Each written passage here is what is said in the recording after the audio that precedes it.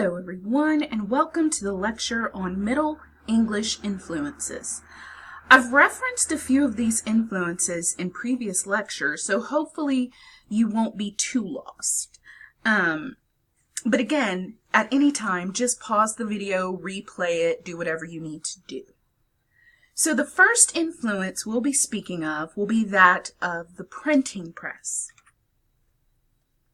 Let's begin.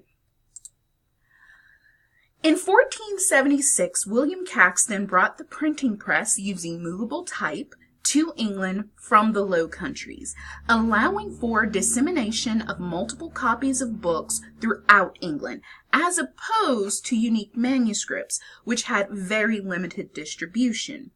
The printing press greatly decreased the amount of time it took to produce copies of manuscripts and greatly increased the amount of money a printer could make.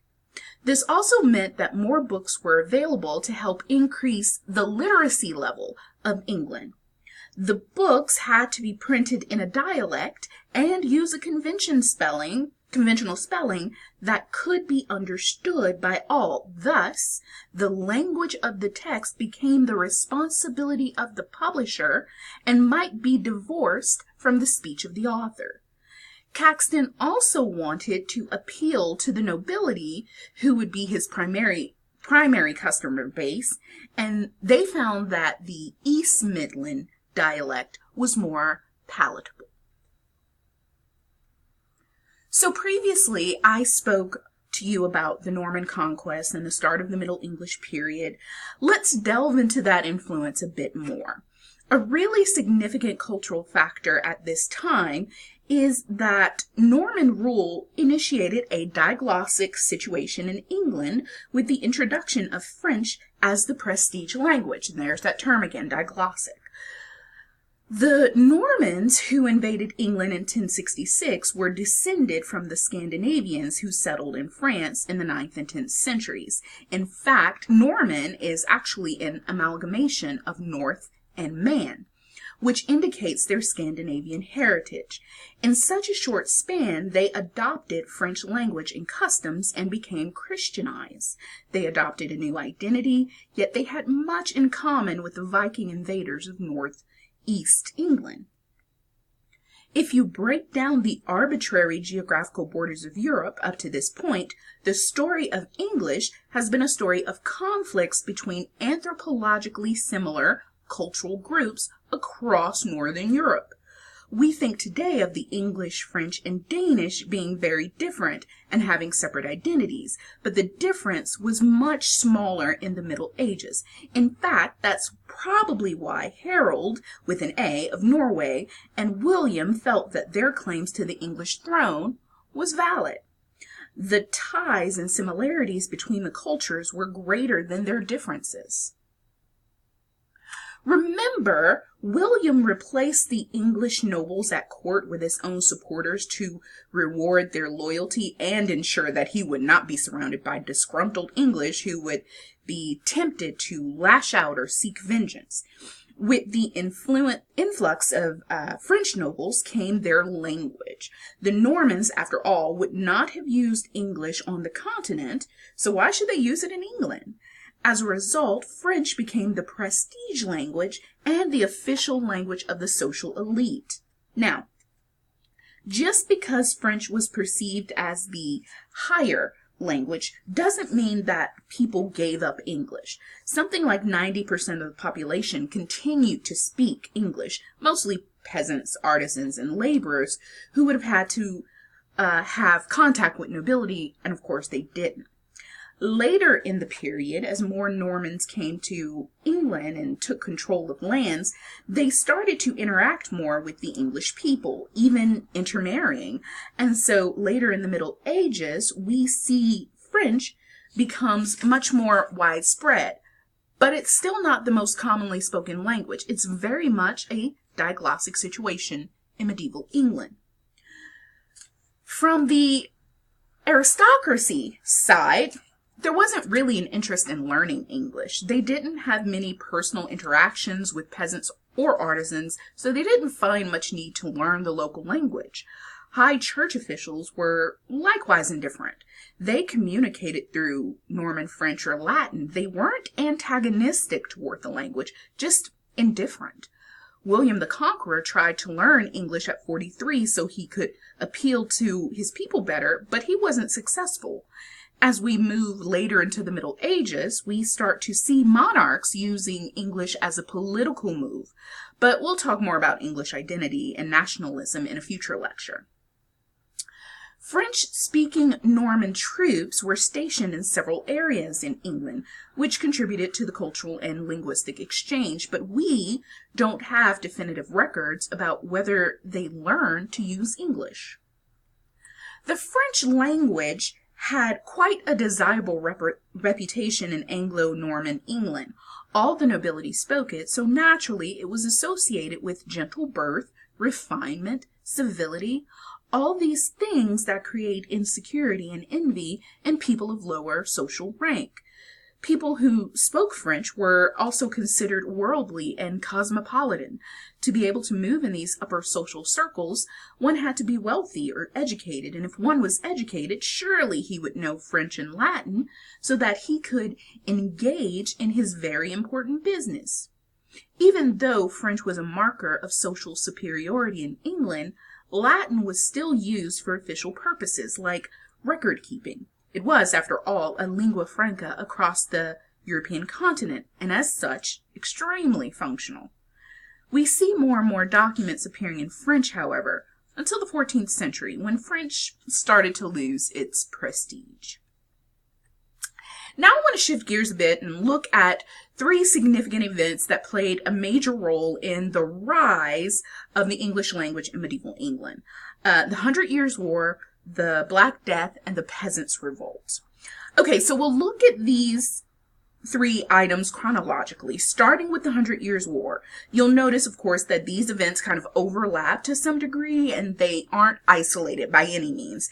So I suppose a better way of introducing this would be to say, we'll discuss 3 ongoing social, political, and economic situations that changed the English population, self-perception, and its relationship with language. So let's get started. The first is the 100 Years' War. Okay, I'm trying to keep this under 15 minutes, so you're going to get the very brief version. The causes of the war can be broken down into 2 main issues. 1, the English kings claimed ownership of Aquitaine through marriage to French nobles, but the French crown treated it as a fiefdom. And 2, when the last direct heir to the French throne died, Charles IV, in 1328, the kings of England, as the closest relatives, claimed the crown of France.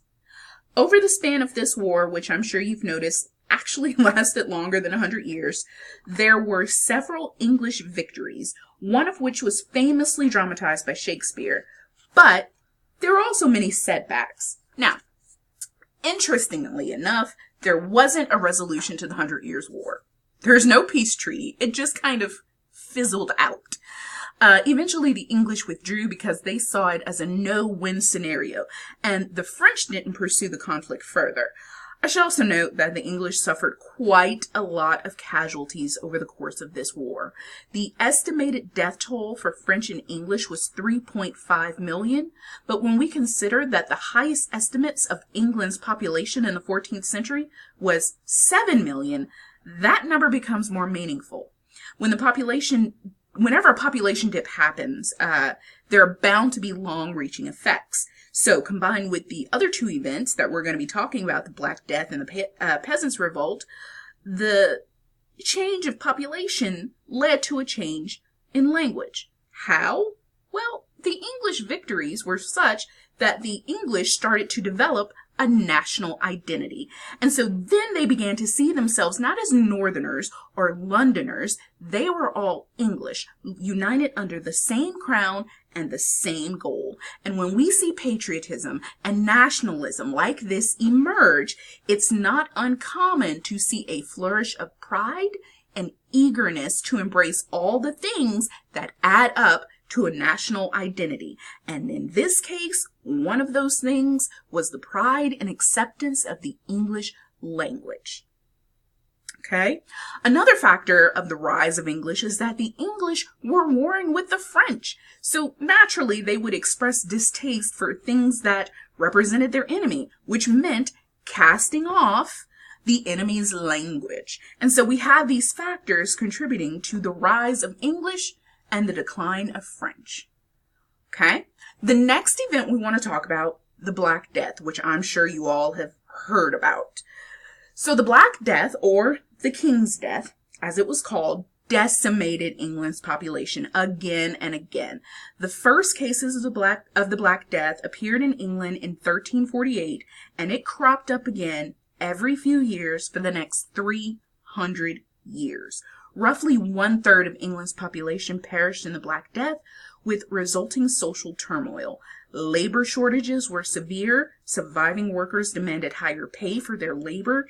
Even laws were designed to keep peasants working in agrarian roles. Many moved to the cities in search of better living conditions and wages in the tumult of the plague.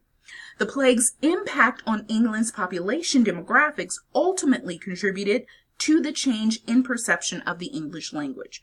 Wages increased despite legislation designed to hold them in place, and the ruling class had to relent to this new status quo because they needed workers. The lower ranks' newfound power and significance within the social strata meant that their language would grow in prominence. Another issue is that a disproportionately high percentage of plague victims were urban, middle, and upper class people, the main group who used French in England. So as a result, the number of English subjects who used French as a first language diminished.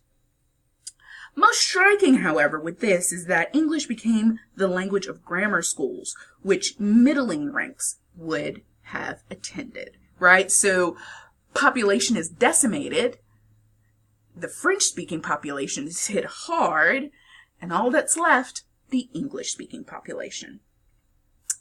So then we move to the Peasants' Revolt of 1381, also called Wat Tyler's Rebellion or the Great Rising. This revolt was a major uprising across a significant portion of England. The primary causes of the revolt were economic. The English government implemented very high taxes to compensate for financial losses in the 100 Years' War. So when a royal official attempted to collect those unpaid taxes in May of 1381, a riot erupted and started to spread across southeast England. A lot of lower-ranking members of society joined the rebellion, including artisans and village officials. The people involved in the rebellion protested, burned court records, opened local jails to demonstrate their frustration, and demanded reduced taxation. Ultimately, they wanted an end to serfdom, the system of free labor existing in England at the time. I should also point out, however, that there seemed to be quite a bit of confusion among the protesters. Some of them would chant positive messages about the government, while others were enacting mayhem. It seems like the people were just unhappy with the situation and they just wanted to revolt. And so, even if they didn't really know the revolt's political implications, they were out there yelling. By November, at least 1,500 rebels had been killed in battle or executed. The revolt heavily influenced the course of the 100 Years' War because later parliaments, afraid of another rebellion, would not raise additional taxes to pay for military campaigns. Like it or not, the nobles recognized that through the sheer power of numbers, the commoners were a vital force not to be underestimated.